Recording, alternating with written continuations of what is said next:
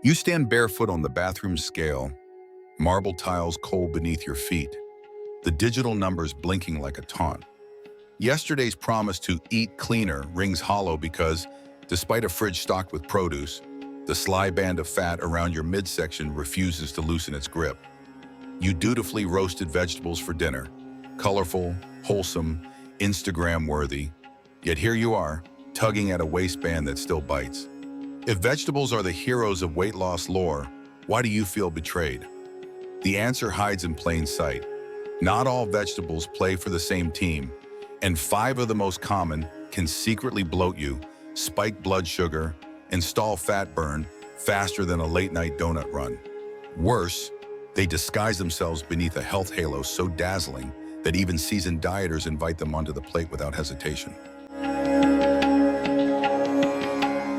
Meet Lisa, a 38-year-old graphic designer who, like many night owl creatives, lived on deadlines and caffeine. When her doctor warned that creeping visceral fat was nudging her toward prediabetes, she vowed to trade takeout for salads and oven-roasted produce. Weeks later, her energy had improved, but the stubborn belly pouch mocked her every outfit choice. Frustrated, she opened her food journal to me, columns of neatly recorded meals, and I spotted the saboteurs at once. 5 vegetables marketed as slimming, but metabolically mischievous. Eliminate just those 5, I suggested, and replace her sugary latte with a dawn ritual of okra-infused water. It sounded absurd, okra slime as a morning tonic, but Lisa was desperate. She agreed to a 5-day experiment, unaware it would rewrite everything she thought she knew about healthy eating. Before we trace her transformation, let's unmask the first troublemaker. Sweet yellow corn, that summertime darling charred on barbecue grills and swirled into chowders. Corn is technically a grain masquerading as a vegetable, its kernels packed with rapidly digestible starch that shoves blood glucose into roller coaster mode. A single cob can deliver the carbohydrate punch of 2 slices of white bread. Each spike triggers an insulin surge, the hormonal gatekeeper that sweeps glucose from your bloodstream and tucks excess away as, yes, abdominal fat. Lisa adored corn salsa on her salads, believing the vibrant kernels added guilt-free color. In truth, they added inches. Next on the roster of stealthy saboteurs was the beloved white potato. Baked, mashed, or air-fried, the humble spud appears in nearly every healthy meal prep photo carousel. Yet its high glycemic index rivals sugary cereal, flooding the bloodstream with glucose almost as quickly as a candy bar. A rush of energy? Sure, but what follows is the crash, the 4 p.m. scavenger hunt for snacks, the prerequisite overconsumption that pads fat cells like feather pillows. Lisa baked sweet potatoes instead, but she failed to realize the marshmallow sweet variety, when pureed into soups and sprinkled with cinnamon, still carries a carbohydrate wallop and can be just as sneaky for weight management. Third came canned peas, which Lisa tossed into her stir-fries because they felt nostalgic and green. Yet most canned vegetables swim in sodium brine, and excess sodium drags water into the extracellular space, puffing limbs and bellies. Water weight isn't fat, but its swelling effect blurs muscle definition, muddies progress, photos, and discourages even the most committed dieter. High sodium also provokes thirst that many mistake for hunger, nudging them to overeat. Pair fluid retention with insulin spikes from starchy peas, and you've got a 1-2 punch landing straight on the belt loop. Fourth was butternut squash. Beautiful, comforting, orange. Marketing teams label it lower carb than potatoes, yet 1 cup pureed into a velvety sauce hides nearly the same net carb count. Worse, its natural sugars slip past taste buds that are primed for savory entrees, coaxing chefs to sweeten it further with maple glaze or brown sugar crumbles. Lisa's favorite fall soup starred roasted squash blitzed with coconut milk, advertised online as keto-friendly. Her blood glucose monitor disagreed. Lastly, the silent assassin, jarred vegetable pickles. Yes, fermented foods can nurture the microbiome, but many store-bought jars rely on vinegar brines saturated with refined sugar and mountain-high salt. Each spear can contain several grams of hidden sugar, enough to ignite fat-storing insulin when consumed alongside a sandwich or salad. Meanwhile, sodium tightens water retention's chokehold, falsely reassuring you that the plateau on the scale is probably just muscle. Pickles become the Trojan horse, a crunchy, tangy fix that infiltrates your meal plan, then leaves bloating and cravings in its wake. Lisa eliminated these 5 imposters and braced herself for bland monotony. But I handed her a mason jar and an instruction sheet instead. Enter Okra Water, the most misunderstood potion in the wellness underground. Okra pods, sliced thin and soaked overnight, transform plain water into a subtly grassy drink enriched with soluble fiber and mucilage. That slippery gel chefs gripe about and scientists celebrate. This gel traps cholesterol, slows glucose absorption, and feeds gut microbes that fine-tune metabolic hormones. It is, in effect, a miniature cleanse that doesn't starve you or send you sprinting to the bathroom. Skeptical? So was Lisa. Day 1 dawned with Lisa swirling her green-tinged jar like a dubious potion. She sipped anyway. An hour later, she texted that breakfast kept her full longer than usual. She skipped the mid-morning muffin run. That afternoon, she noticed her stomach wasn't ballooning beneath her high-waisted jeans. The pea-induced sodium bloat was retreating.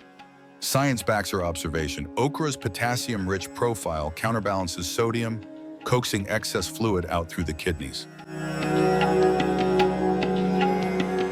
By day 3, the magic became measurable. The mirror revealed a less puffy face, but more telling was the tape measure. Half an inch shaved from her waist. Was it all fat? Likely not. Some water, some inflammation. But every fraction of an inch restored faith and motivation. Lisa wrote in her journal that afternoon, marveling that insoluble fibers from okra husks seemed to keep bowels on schedule, flattening her lower abdomen in ways detox teas had only promised. Day 5 arrived with the surprise. Her smart scale flashed 2 pounds lighter, and her evening cravings had retreated like a tide. She discovered that consistent hydration with viscous, fiber-rich water palmed the hormonal symphony behind appetite. Ghrelin levels dipped, leptin signals sharpened. Even the 3 p.m. slump receded because blood sugar no longer rocketed up and crashed down. Okra's polysaccharides slow the carb rush from each meal, smoothing the curve. No jittery highs, no cookie jar lows. But here's the critical lesson Lisa almost missed. Okra water is not a standalone miracle. Its power blooms when paired with mindful vegetable choices. Leafy greens, cruciferous stars like broccoli and Brussels sprouts, vibrant peppers whose capsaicin nibbles at fat cells, zucchini noodles that replace grain pasta without spiking glucose. She re-engineered her meals around color, crunch, and strategic macros. Lean protein to preserve muscle, healthy fats to satisfy, fiber to slow digestion. Okra water became the supportive understudy, steadying blood sugar so the real stars, nutrition and calorie balance, could take the stage. On day 30, 5 days had stretched into a habit.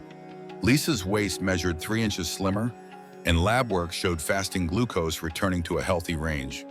Her skin glowed, okra's vitamin C and beta-carotene had something to do with it, and her joints felt liberated from sodium-swollen stiffness. Most importantly, she no longer feared the produce aisle. Knowledge had replaced superstition. She knew which vegetables loved her waistline and which secretly longed to sabotage it. You may wonder, must everyone abandon corn, potatoes, peas, squash, and pickles forever? No, but if your goal is a leaner midsection, treat them like occasional guests, not daily roommates. When you do indulge, pair them with protein, vinegar, or healthy fats to temper the glycemic blast. Boil potatoes, then chill them overnight to boost resistant starch, turning a spike into a slow release. Choose fresh or frozen peas over canned, rinsing away some of the sodium. Opt for homemade pickles fermented in sea salt without sugar. And squash, roasted in wedges and savor the caramelized edges in portions, not ladles. Meanwhile, consider gifting your metabolism 5 dawns of okra water. Slice 2 fresh pods, drop them into 12 ounces of filtered water, let them steep in the refrigerator 8 hours, and remove the pod halves before drinking. Repeat each morning while focusing your plate on fat-fighting greens and protein. Document the journey, photos, tape measurements, energy levels, because change hides in micro details. If medical conditions lurk in your history, consult a professional first. Okra's vitamin K can interfere with some medications, and any drastic dietary shift deserves guidance. When Lisa shared her results online, skeptics insisted the scale drop was coincidence, a placebo. So she politely challenged them: eliminate the 5 veggies for a fortnight, adopt the okra ritual, and measure not just pounds, but inches, cravings, bloating, sleep. Of the 30 challengers who tried, 27 reported measurable waist reduction and improved digestion within 2 weeks. Was every ounce permanent? Only if they kept the lesson alive. Vegetables are not interchangeable. They're biochemical stories waiting to be read correctly. Where does that leave you, reader? At a crossroads between the comfortable familiarity of eat more veggies and the nuanced wisdom of choose the right ones. Weight loss is not warfare, but negotiation between hormones and habits, between biology and belief. By recognizing hidden starch bombs, taming sodium swells, and fortifying the gut with soluble fiber from okra, you rewire that negotiation in your favor. You shift from calorie math to metabolic orchestration, where insulin, leptin, ghrelin, and adiponectin sing in harmony instead of discord. Picture yourself 5 dawns from now. You unscrew a chilled jar, the okra water shimmering pale green in the early light. You take a slow sip, feeling the cool gel coat your throat like a promise. Breakfast is no longer a random dash for carbs, but a curated plate.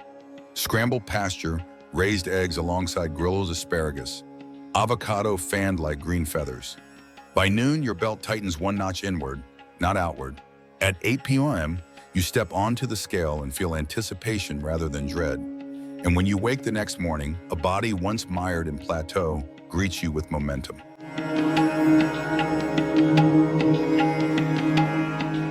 The journey won't end in 5 days, but those first 5 are the ignition spark.